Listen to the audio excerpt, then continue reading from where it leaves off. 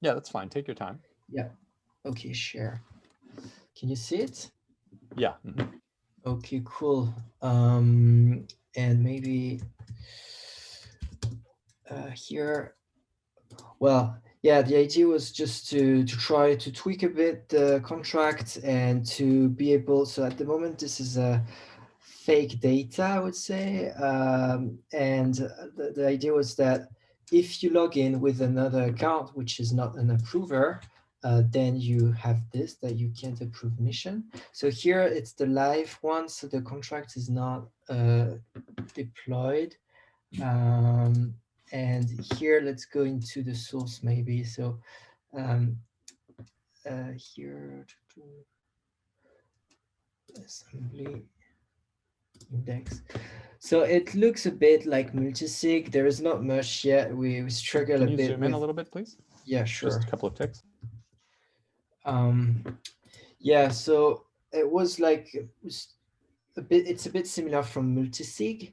The idea was just to, yeah, store data, have some logic. So yeah, let's take the application. So what we wanted to do was to retrieve, like get from the blockchain a some missions, what we would call mission, with the approval status. So at the moment, this data is fake. Could not connect that yet to the contract, and anyone could create a new mission, say hello, but only um, Axel and I would be able to approve. And yeah, so that was the idea, just to try to do this little data update from the contract, so the front end. And yeah, you can see the contract is a bit small. We had some issue with the loop, so we learned that doing a loop is not an easy task with assembly script. So moved to we were using not a set but a vector and trying to have a more a better data structure. So yeah, that's for the contract, and for the front end, it's very close from the create near app. Um, with so this is not up to date, but we got it working and this afternoon. Yeah, nothing fancy here. Just loading some data from the contract, but we kind of, I would say, 40% in our job. So yeah, there's not much to present, sadly. Uh, but yeah, I don't know here if it's not even connected to the contract. The contract is not live, so yeah. Oh, So yeah, sorry, this okay, is so not so much. can we Yeah, take a look at the contract again? yeah, sure. Um, here, index. Yeah, So you said this is something like multi-sig. Can you just say a little bit more here? It looks like you have a approver set and you add a couple of people. yeah, There's some indeed, mission indeed. map. Yeah, so we didn't go with an init as we could see in some other contracts. I guess Mhm. there would have been step two with a proper init. At the moment, it's not using this, not even using some models.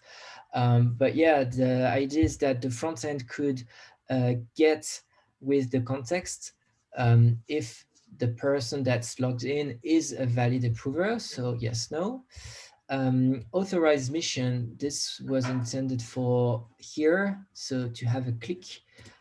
There is a button but doesn't show because I can't approve mission. Mhm. And to send a call to this function here, which would update the status in a persistent map. So it's just approver plus mission ID. So set key true false. Mhm. So very basic. And then the last one, this is where we're like a bit struggling, was the idea. The goal was to use this function to show the data here. So we send a mission ID and we get And you want to see this for all missions, basically, right? Or just for a yes, specific yeah, mission?